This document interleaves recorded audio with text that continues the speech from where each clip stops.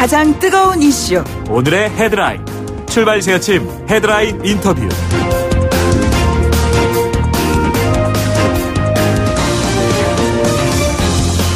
예, 패스트트랙으로 상정된 국회 파행이요 계속되고 있습니다. 추경안 계류되고 있는 기간이 벌써 50일째입니다. 인내의 시간이 모두 지났다. 세비 받기가 부끄럽다. 누가 얘기했을까요? 정의당 윤소아 원내대표가 조속한 국회 소집 요구하면서 무기한 국회 농성에 돌입을 했습니다.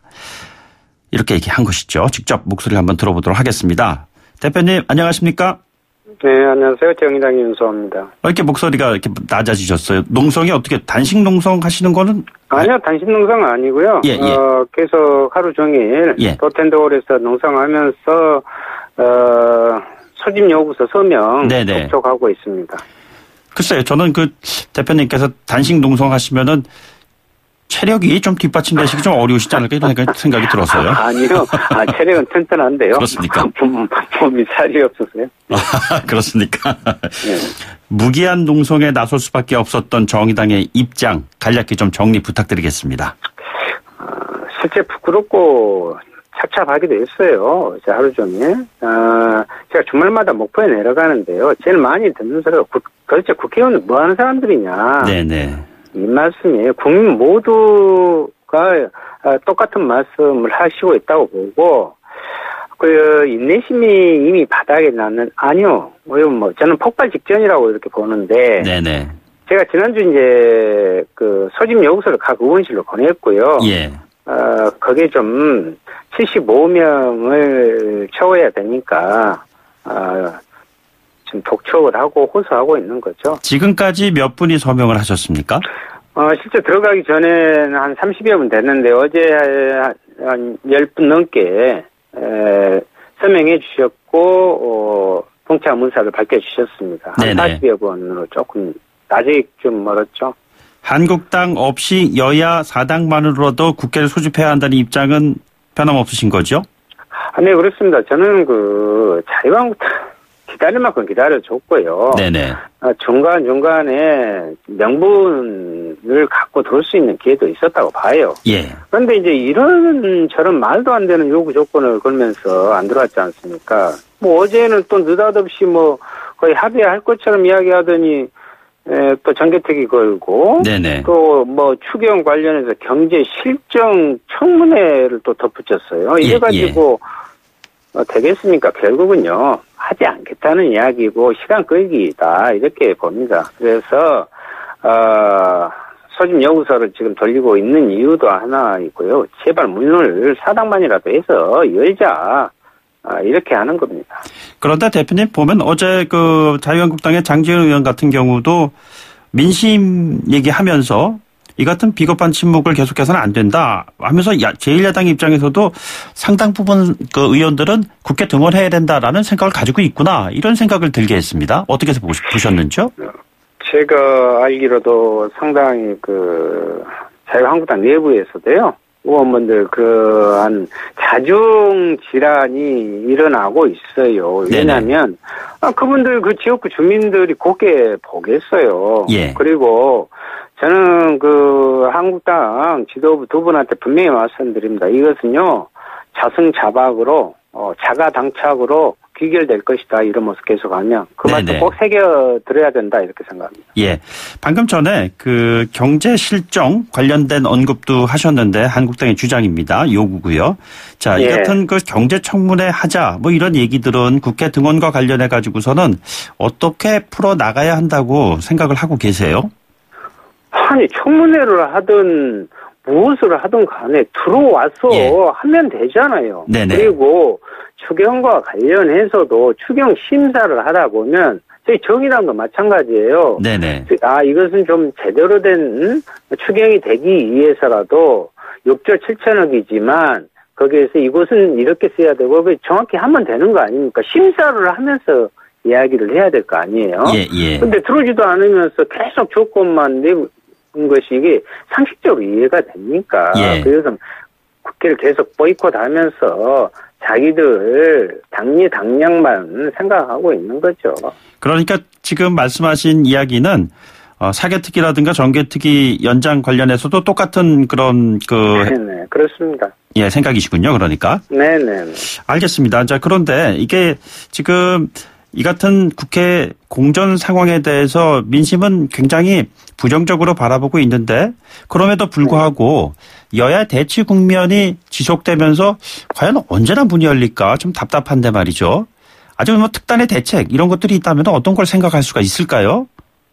그래서 여론조사에서도 자유한국당을 제외하고 네네. 국회를 열으라는 게 지금 50%가 넘었습니다. 예. 국민들이 오죽했으면 사당만이라도 열고 진행해라 이렇게 하겠어요. 여기에 민주당과 바른미래당 소위 말하는 교섭단체 좀 주목해야 될 것이고요. 네네. 지금 이렇게 되면 자유한국당이 국민들한테 패신당합니다. 예. 그래서 제발 좀 자유한국당 의원님들께 또 지도부에 호소드립니다. 네네. 지금 경제 상황도 대단히 많이 안 좋잖아요. 이때 예. 이제 선제적으로 대응을 해야 되는데 IMF에서도 확장재정 정책을 지금 공고하고 있단 말이죠. 네네. 그리고 고용 안정 관련 그 기금은 바닥나 버렸어요. 예. 그런데 이런 상황에서 계속 저렇게 목리만 부리고 하면 도대체 제대로 된 정치 집단이라고 누가 보겠어요. 네네. 그래서 국민들의 매서운 심판을 피할 수 없다고 봅니다. 정신 차려야 됩니다. 민주당하고 바른미래당이 국회 등원에 대한 의지는 갖고 있지만 너무 소극적인 것이 아니냐 이런 지적이 있는 것 같습니다. 그렇게 보시는지요? 아니, 그러니까 이제 민주당이 집권 여당의 그 지도부로서 추경에 문제가 있기 때문에 특히 예결특위 구성 문제가 걸려 있거든요. 네네. 그러니까 그것을 이끌어내려고 하는 그 심정은 이해합니다만 예. 이것은 오히려 자유한국당에게 잘못된 길을 들여주는 거예요. 네네. 그래서 그러면서 뭐 다로 저희들도 지금 40여 명 가까이 지금 서명 받아놨는데 단독 소집은 왜 안 되면 단독 소집한다고 그런 이야기는 또 왜 합니까? 일주일 전부터 그 이야기하고 있어요. 예. 그러니까 문을 열어서 일하는 모습을 각 상임위 활동에서 보이게 하자 이 말이에요. 그러면은 국민들이 봤을 때 한편에서는 현안 문제를 지금 하고 있는데 가동될 수 있는 상임위를 통해서라도 예. 전혀 자유한국당이 일을 안 하면 자유한국당이 오히려 초조하고 압박감을 느껴서 들어오게 된단 말이에요. 네네. 저는 그것을 말씀드리고 싶고 바른미래당에 대해서도요. 아니 뭐 조정을 하려면 무슨 조정입니까? 자꾸 자고 우면하고 그건 자유한국당의 시간 벌기에 동조하고 있는 꼴이 돼버린단 말이에요. 네네. 그러면서도 나머지 뭐 당은 20대 국회 정당 아닙니까? 예. 그렇게 좀 묻고 싶습니다. 네네. 자, 그런데 뭐 더불어민주당, 바른미래당 언급도 하셨지만 사실상 자유한국당 입장에서 봤을 때 청와대의 대립각이 해소되지 않고서는 국회 등원이 제대로 되겠는가 이런 생각이 좀 드는데 말이죠. 최근에 보면은 자유한국당 물론 더불어민주당도 있습니다. 해산 청구 청원에 대해서 정무수석 발언도 있었고요. 정부 비서관의 발언도 또 있었고 합니다. 여기에 대해서 자유한국당은 굉장히 불편한 반응을 보이고 있거든요. 선거운동과 다름없다. 어떻게 생각하고 계시는지요? 먼저 청와대 말씀을 하셨기 때문에 네네. 지금 황교안 대표와 나경원 원내대표가 뭔가 지금 자기 역할 분담을 정확히 했으면 좋겠어요. 네네. 아니 느닷없이 국회법에 규정되어 있는 교섭단체는 국회 내에서 운영 방식을 하는데 네네. 그거 가지고 청와대에서 3+1 회담이나 외치고 있고 예. 왜 그 청와대에서 3+1 교섭단체 이야기가 나옵니까? 그것은 나경원 원내대표가 국회 내에서 할 이야기고요. 네네. 저는 도대체 상식적으로 이해가 안 되는 이 지도부 행태를 먼저 비판하고 싶고 네네. 물론 강기정 수석이 한 이야기를 가지고 또 시비를 건던데요. 저는 객관적인 점에서 국민이 판단하는 문제를 아주 원론적인 이야기를 한 걸로 지금 알고 있는데 네네.